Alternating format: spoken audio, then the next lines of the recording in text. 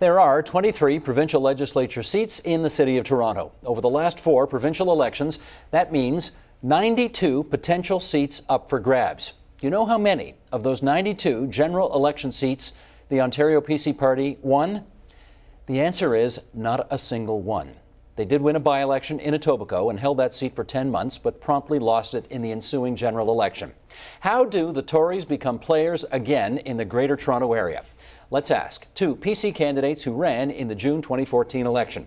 Vic Gupta is here. He ran in the riding of Richmond Hill, and Justine Deluce, who ran in St. Paul's, and we're glad you folks could make it out to Leaside today for this discussion. Thanks so much for coming in. I want to start, Vic, let's go to you first, because this was your second kick at it, right? Mm-hmm, it was. 4 months and 2 nights ago, as you were watching the returns come in, what went through your head? Well, you know, I think the first 2 emotions were certainly disappointment and frustration. You know, we ran a strong campaign in our riding. We felt that we had a great shot. Being the second-time candidate, there was a lot more awareness. We spoke to the issues I thought that mattered.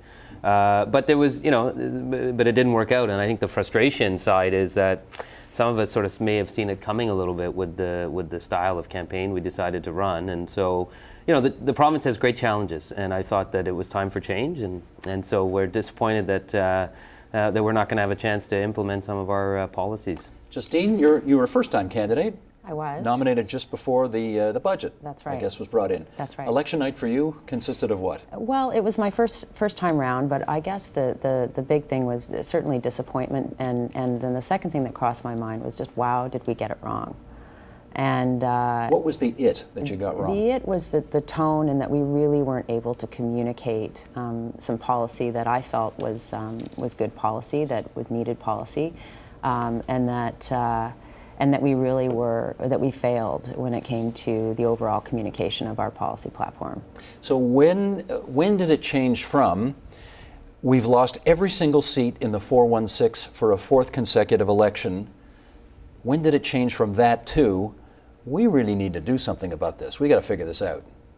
Well, that feeling certainly for me came pretty quickly, because when you've got 23 in Toronto, 44 in the GTA, right? So almost half of the seats, the entire provincial legislature, are in the GTA area. And if you're not making any inroads, and in fact you're doing worse year after year, there's a real problem. And if we aren't able to communicate our values, and if we aren't able to develop content policy that resonates with Torontonians, with GTA citizens, then we will never win a government again, because clearly, that the trend is not working in our favor. So we're going to have to do something, and we're going to have to do something significant.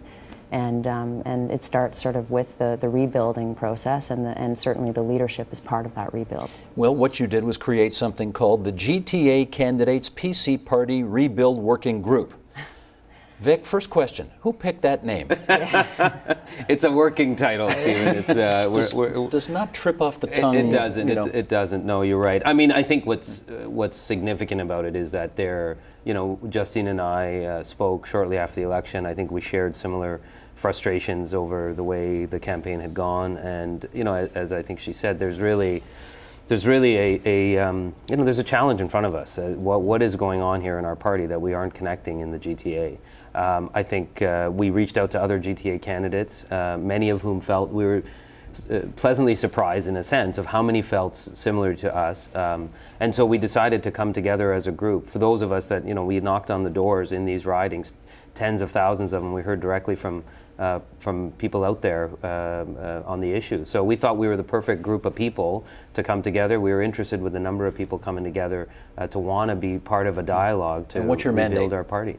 Well, our mandate is really to ensure that in this leadership process, that GTA issues, GTA strategy, a GTA rebuild plan is directly part of everybody's leadership strategy. We want to know that these leadership candidates that are putting themselves forward to lead our party are focused on the GTA, and that they have real tangible plans. And I think that means from a communications perspective, from a policy perspective, from a riding rebuild and organizational perspective. So we wanted our group to be a bit of a clearinghouse or a bit of a focal point on GTA-wide issues. Does the party brass support what you're doing?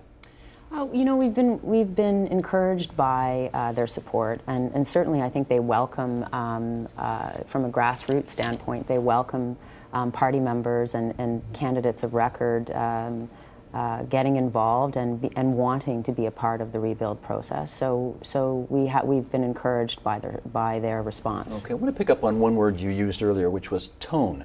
You thought you had the tone of the campaign wrong. Can we dive deeper into that right now? What does that mean? Well, I think that you know, there's no doubt that days 0 to 7 of the campaign felt very different than day maybe 7 to 35. And meaning what? Meaning that you know, and I guess we can just sort of put this on the table and be done with it. But the issue of the communication around the public service and the 100,000 jobs and sort of how that policy was communicated was harsh, and the tone was wrong, and it didn't properly convey the actual policy. And once that happened, it was sort of, we lost. You know, it was very challenging to communicate the actual nuts and bolts of the policy and really have any other policies heard It took throughout over. the campaign. It took over, and so that You feel that at the door? Absolutely, You felt it. 100%. Literally from day 7 to day 8, or wherever it was within the campaign, there was an immediate shift. People were looking for change. People wanted change or an alternative to the existing government. They were hopeful that we would be that change, and that was felt leading up to that announcement. And then the announcement happened, and you know, people were discouraged and disappointed. Vic, the 100,000 jobs, there still seems to be some mystery as to whose idea that was. Caucus, of course, says most of the people who were in the existing caucus at the time said that they didn't sign off on it. And what the communication strategy was behind trying to get it out there. Are you clear in your head that you have some sense about how that all transpired? You know, I mean, I think specific choices were made about how to communicate that policy. As a candidate, I wasn't part of that strategy. I mean, I heard about it. I heard Tim speak the words like everyone else did in the manner. Is that the first time you heard it? You know what? I actually did see a draft of a working document much earlier, quite frankly, almost a year and a half before the campaign. With the 100,000 in there? With reductions in the public service. But, you know, we're in the communications business, Steve, and I think that there was overwhelming understanding, even among people whose doors I knocked on, that perhaps the size of the public service had grown, that perhaps we do need to trim it down the way we've seen it happen in the private sector.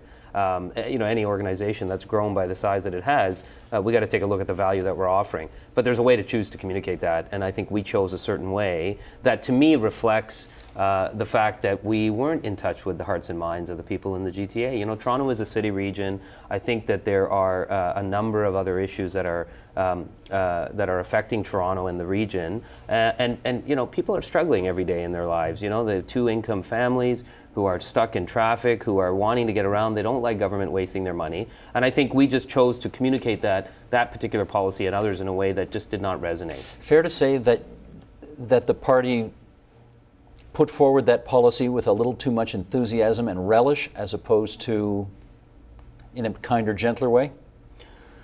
You know, perhaps. I mean, that's one way. The answer you're looking for is yes. Yeah, I think that's one way you could characterize it. I mean, I think what it speaks to, and what, you know, why we've decided to come together as a group of candidates and beyond that, is that it speaks to again, I think a lack of connection, a lack of understanding of the city region. Well, let me pick up on that. Justine, you know, I'm old enough to remember that they used to call Toronto Tory Toronto. Right. It was called Tory Toronto because Conservatives used to own the town. They won seats downtown. I mean, you don't stay in power 42 straight years without winning a lot of seats in Toronto. Mike Harris won seats in Toronto. Toronto Centre. Toronto Centre Rosedale, is it that one? Yeah, in the 416, 1995 on. How did the party lose those voters who put Conservative candidates into the legislature? Well, I think that and one of the things that we'd like to accomplish with respect to this group is making sure that as a party we're addressing issues that impact an urban person and an urban voter. And so we have to address issues that are unique to an urban landscape. Things like affordable housing, things like youth unemployment, things like development and the frenetic pace that our city is growing, and the population density issues, and making sure that the infrastructure and amenities are there. I mean, these are things that impact urban voters that are unique to an urban landscape. And so as a party, we can't be afraid of addressing those issues, and we need to have ideas on how to come up to these unique challenges and important challenges. And so I think that's something that we want to see, whoever the leader of this party is, moving forward. We want to see that they are willing to address these issues that matter most to Torontonians. And I wonder whether, Victor, you're going to be able to do that, because as I think about who the declared and likely candidates are going to be in the race, there aren't any from the City of Toronto. Mm-hmm. There's one, I guess, Christine Elliott from the GTA, more broadly spoken. I know you don't have to be from the GTA in order to get the issues in the GTA, but does that concern you that there are not more GTA candidates coming forward?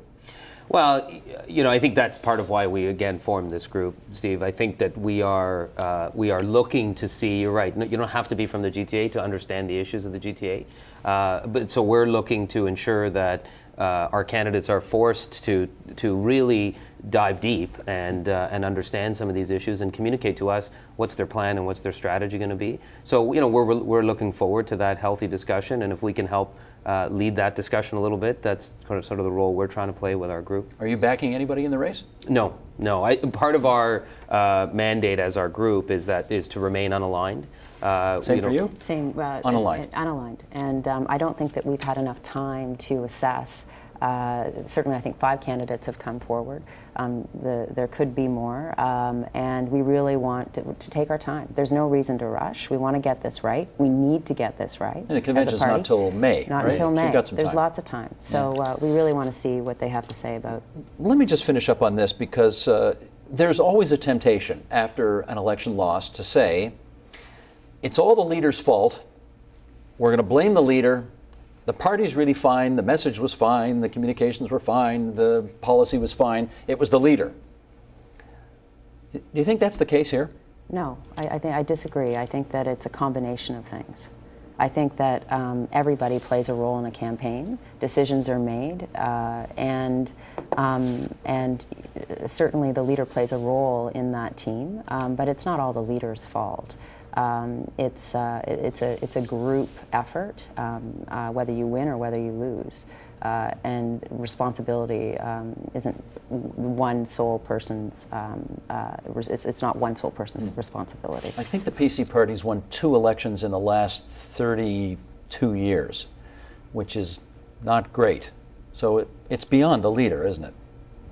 It is, I think. It is, I think Tim was... Tim Hudak. Tim Hudak was a leader that essentially, I think he listened to a lot of people. He's worked hard to improve himself over the course of his leadership. I don't think you can pin the blame on Tim. He's obviously the leader. He has to be ultimately held accountable. But I think, again, Steve, it takes... the way this campaign was run speaks to, I think, the frustration that many of us have, Justine and I included, that we don't connect with folks in the GTA. We're not in tune with the issues and the motivations that drive them, and I think that's really what we're trying to get across in our focused effort here.